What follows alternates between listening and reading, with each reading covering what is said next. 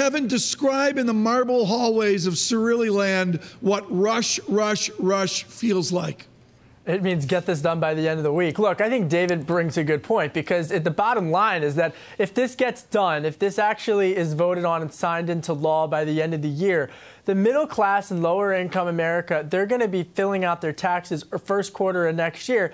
And look, some folks might not even see a significant tax cut, but they're going to have to weigh the gains in their 401ks and the lowering of the pass-through rate. And that's where the balancing act really comes into play. And that's a political gamble that Republicans are making right now. But I'm told that in the spring of next year, when they get to entitlement reform, that could really be a potential fix-it measure where they could, address some of the issues of an imperfect tax bill.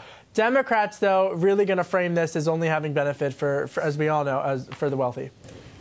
Kevin, I think we heard from a lot of the major companies, Cisco, Pfizer, Coca-Cola, saying they'll probably return any money from that tax cut back to shareholders. Is there anything that the president can do to convince them otherwise?